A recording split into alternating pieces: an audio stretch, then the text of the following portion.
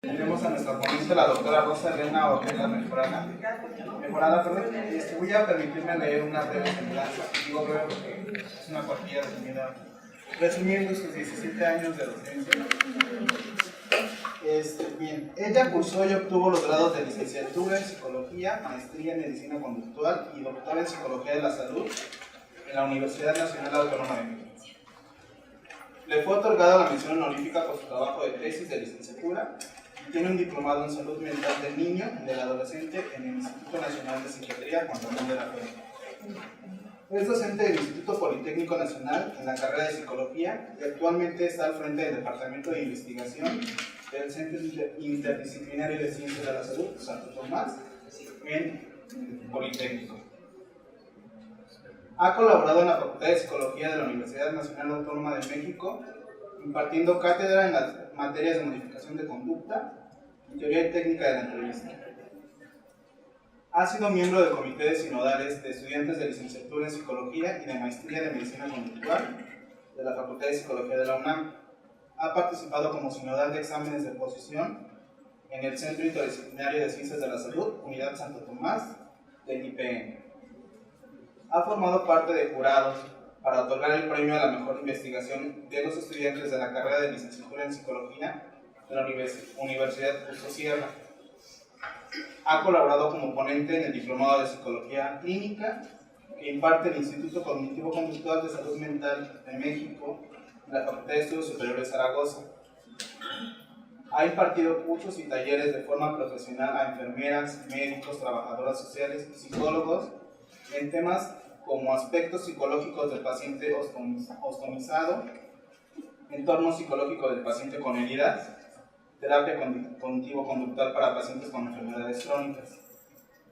Es terapeuta cognitivo-conductual y ha participado como supervisora de casos clínicos en el Sistema de Apoyo Psicológico Vía Telefónica SAPTEL Cruz Roja. Como psicoterapeuta ha trabajado aspectos de adhesión al tratamiento, toma de decisiones, depresión, ansiedad, solución de problemas con pacientes con enfermedades crónicas, así como situaciones de duelo, depresión, ansiedad, autoestima y manejo de estrés con personas sin ninguna problemática de salud física. La línea de investigación que la distingue es aspectos psicológicos en mujeres con cáncer de mama. Sus trabajos se han encaminado a validar instrumentos psicológicos que evalúan el afrontamiento, ansiedad, depresión y fatiga, así como analizar los efectos de la intervención cognitivo-conductual en mujeres en radioterapia. Los resultados de su trabajo han sido presentados en congresos internacionales y han sido publicados en revistas nacionales e internacionales. Colabora en proyectos de investigación con la Universidad de Groningen, Holanda, el Instituto Mexicano del Seguro Social y la Facultad de Psicología de la UNAM. Es para mí un gusto tenerla entre nosotros el día de hoy y las dejo con ella.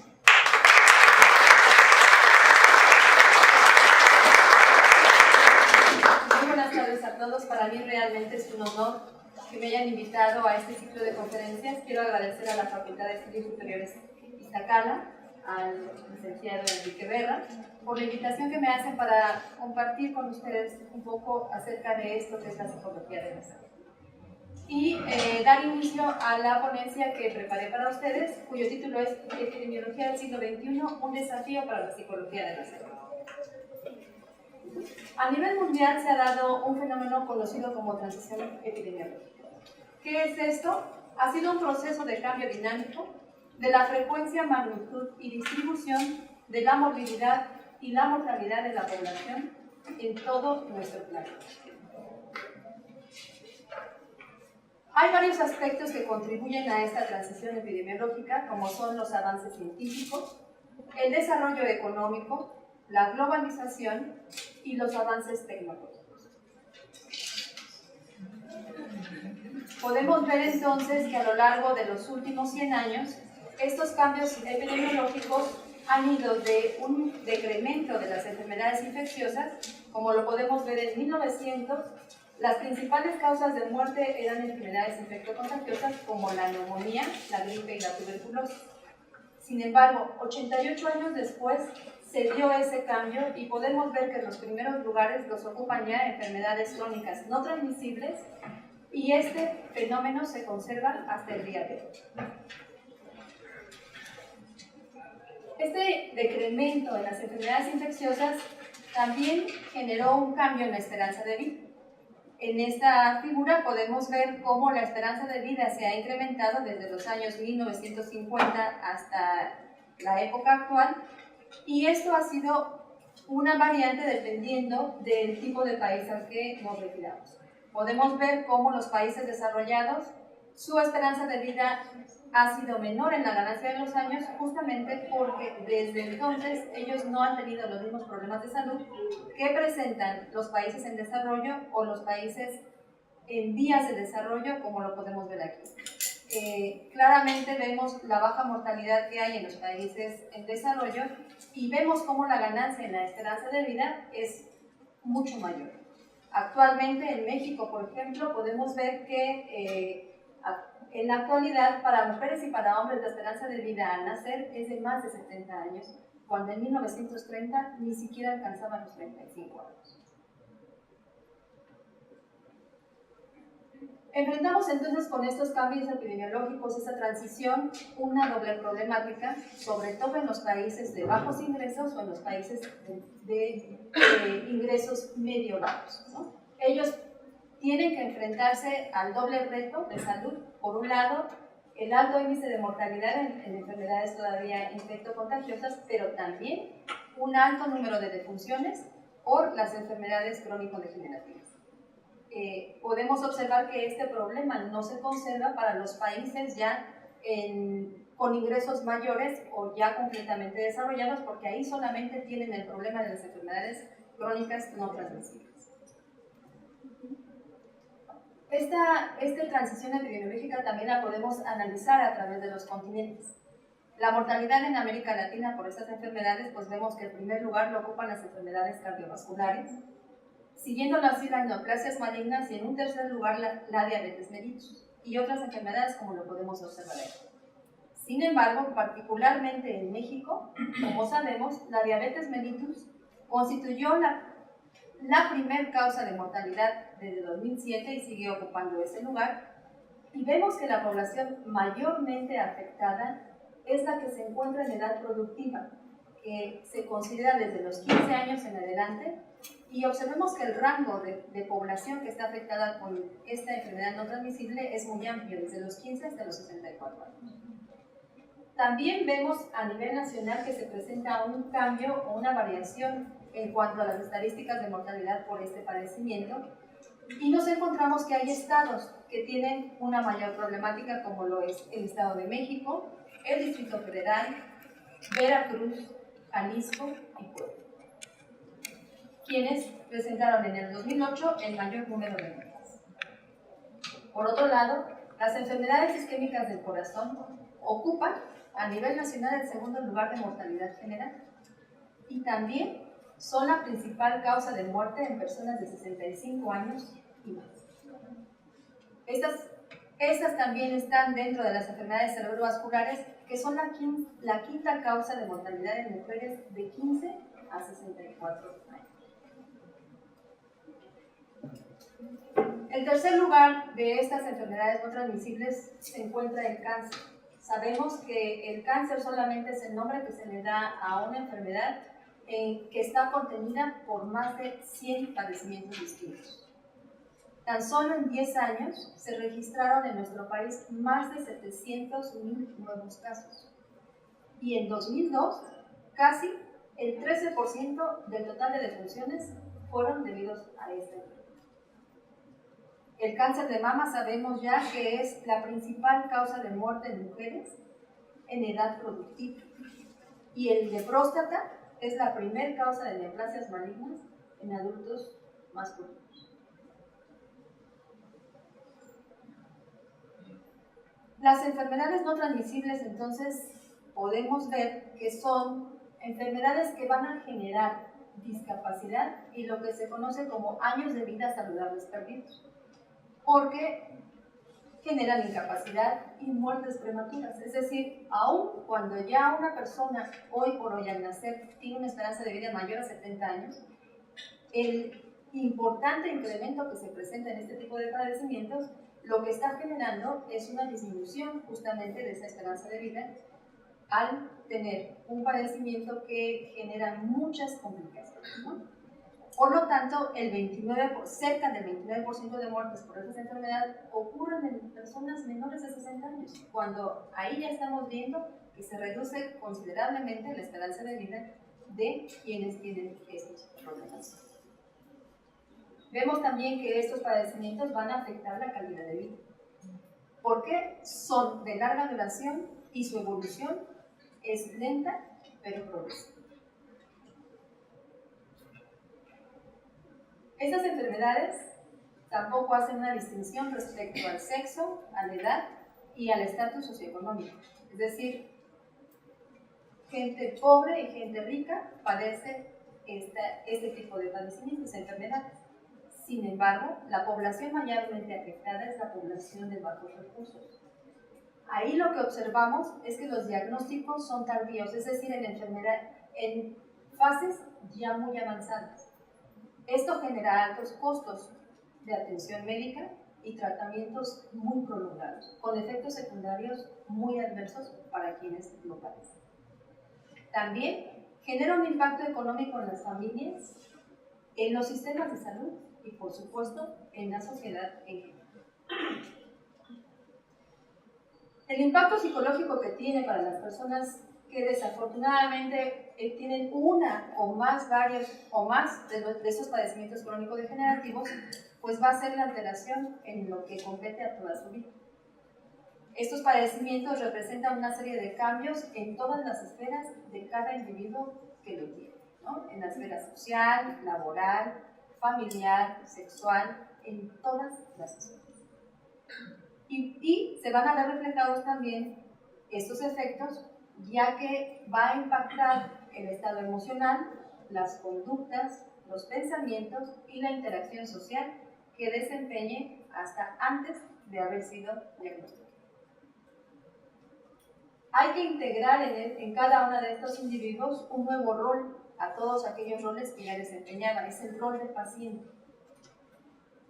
Esto pone a prueba las estrategias de afrontamiento que esa persona a lo largo de su historia haya aprendido y puesto en práctica en otros momentos de solución de problemas. Vamos a observar frecuentes cambios en los estados de ánimo que generalmente son reportados como ansiedad, miedo, enojo o depresión. Y porque también estos padecimientos lo que generan es una modificación importante en la imagen corporal y eso también va a afectar el autoconcepto. La psicología de la salud entonces tiene un reto muy grande porque se encarga de hacer o de ayudar a la contribución de una adaptación psicológica y social a su estado cambiante de salud a partir de la condición crónica.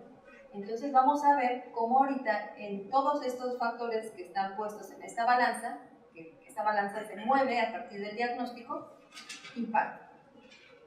Las personas con enfermedades no transmisibles suelen presentar problemas físicos relacionados con el padecimiento, todos lo sabemos. Generalmente están asociados a discapacidad por amputación o por disfuncionalidad de órganos. Las principales causas que se reportan o razones que se reportan en este tipo de pacientes son la fatiga y el dolor. Son los principales síntomas que los pacientes reportan cuando tienen algún padecimiento de los que ya hemos hablado. Con respecto a la parte emocional, pues sabemos que el proceso desde recibir el diagnóstico, la confirmación del mismo, las cirugías, los tratamientos, las visitas a los médicos, los exámenes de laboratorio, cuando ya hay una fase de vigilancia, pues seguir yendo a que los médicos nos digan si no ha regresado a la enfermedad o si está bien controlada. Todo eso son situaciones estresantes a las que constantemente se enfrentan las personas que tienen estos padecimientos. Y por supuesto, estas situaciones estresantes van a generar respuestas emocionales que en la gran mayoría de las ocasiones son de enojo, de ansiedad, de depresión, de miedo, de nerviosismo. Y eso cuando no estamos hablando de trastornos ya más avanzados como una depresión profunda, en donde también se hace necesario la intervención de los psiquiatras para que se les dé el medicamento. Las enfermedades no transmisibles para quienes les son diagnosticadas y quienes las tienen, generalmente son evaluadas como una amenaza para la vida, porque además lo son, ¿no? Estamos hablando de que las enfermedades transmisibles automáticamente ya por el hecho del diagnóstico se ve afectada la esperanza de vida, pues por supuesto quienes las padecen lo evalúan como una amenaza para la vida. Esto requiere de respuestas para solucionar problemas y aliviar la tensión. Sin embargo, en muchas ocasiones las estrategias de afrontamiento que se utilizan para ello no son las más adecuadas y entonces resultan ser poco efectivas. Vemos también en la literatura de investigación que es muy frecuente la culpa, la evitación o las creencias religiosas. Y no porque las creencias religiosas no sirvan. Sin embargo, de acuerdo con Lazarus y Folkman, lo que se dice es que si esas creencias religiosas están encaminadas a pensamientos disfuncionales, entonces, en lugar de ser un recurso para el afrontamiento de esas nuevas situaciones, van a ser un obstáculo para eso. La percepción de autocontrol y autoeficacia en relación a la enfermedad y el tratamiento también se ven seriamente afectadas. Con lo que hace referencia a los aspectos médicos, todos sabemos que el equipo de salud somos clave importante para la atención de estas personas. Particularmente, los médicos son quienes tienen un contacto más directo y en ese sentido la atención que ellos brinden y la comunicación que reciben los pacientes va a tener gran influencia en las decisiones sobre su estado de salud.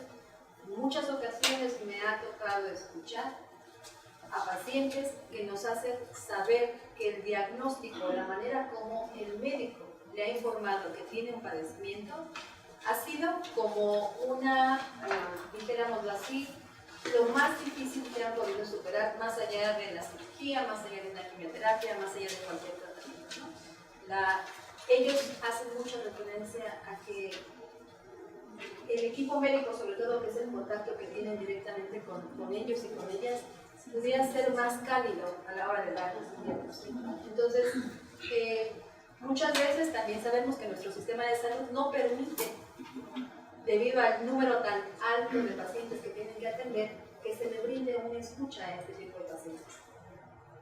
Y eso, por supuesto que sabemos que puede impactar a la hora de tomar decisiones para el tratamiento o de adherirse al tratamiento, ya que no se le da la oportunidad de exponer dudas, de decir lo que le duele, de hablar de sus miedos, y entonces también el uso de los términos técnicos pues va a afectar no solo la toma de decisiones, sino también la adhesión a los tratamientos. Con respecto a los aspectos personales, pues vemos que las condiciones crónicas pueden impactar, como lo mencionamos anteriormente, el autoconcepto. Decíamos que la imagen corporal cambia a lo largo de todo el proceso de la enfermedad y los tratamientos. En pacientes oncológicos es muy claro y evidente ver esos cambios. La famosa quimioterapia, la pérdida del cabello, que está muy asociada, ¿no? Cuando hablamos de cáncer de mama, generalmente asociamos quimioterapia, pero también existe la radioterapia y también existe la cirugía. Y entonces, las personas que se someten independientemente del tipo de cáncer, o por ejemplo los pacientes diabéticos que por complicaciones de un mal control de la glucosa tenemos un problema muy alto de amputación de miembros inferiores. Otro de los problemas también muy importantes que se presentan en los pacientes con diabetes es la retinopatía diabética. Estamos teniendo cada vez más personas que tienen problemas visuales generadas como una complicación de un mal control de la diabetes.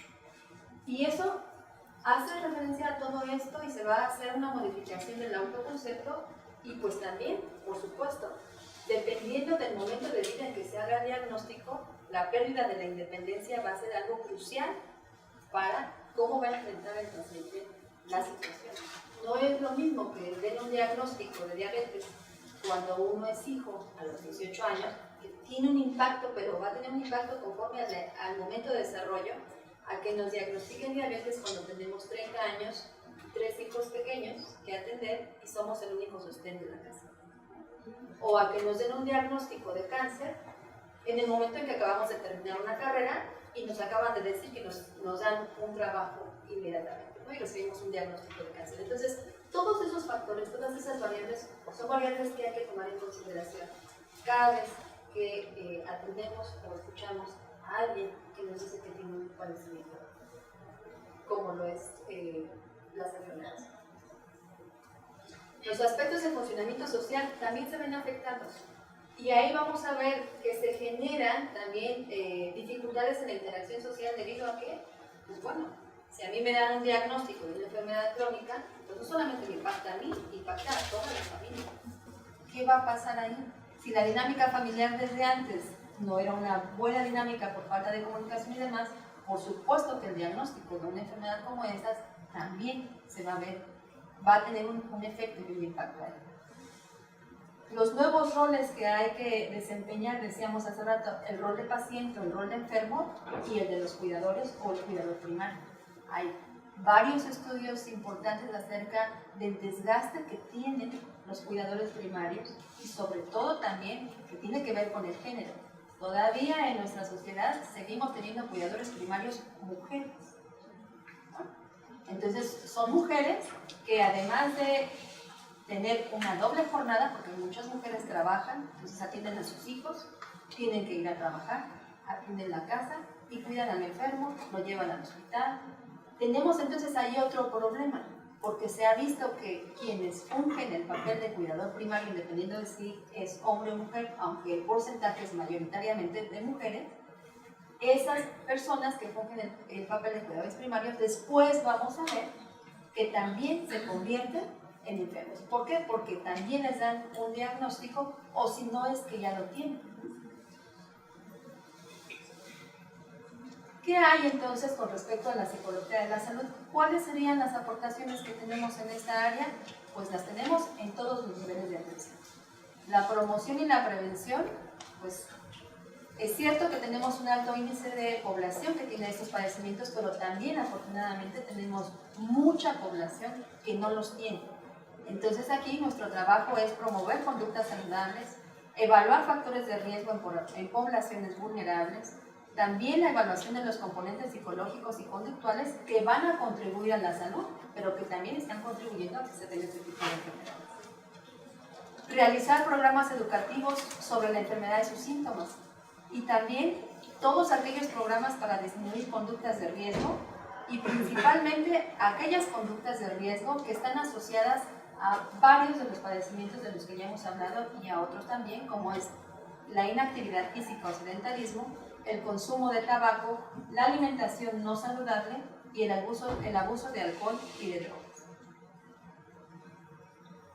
En el nivel de tratamiento e intervención, pues también aquí tenemos mucho trabajo por hacer, como es modificar justamente esas conductas de riesgo, la adquisición y el desarrollo de habilidades para el afrontamiento, como lo mencionábamos ya anteriormente, y el desarrollo de programas psicoeducativos que, si bien es cierto, aunque los médicos dan información acerca de los padecimientos, nuestro trabajo es integrar esa información para que los pacientes comprendan cómo los padecimientos físicos afectan también el ámbito psicológico y emocional.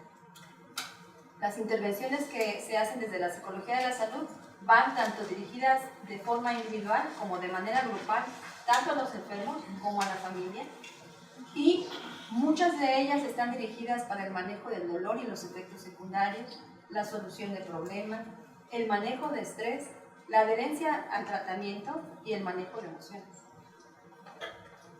En el caso de la rehabilitación, pues también desarrollamos programas conductuales de rehabilitación física o cognitiva y sobre todo esos programas en donde tenemos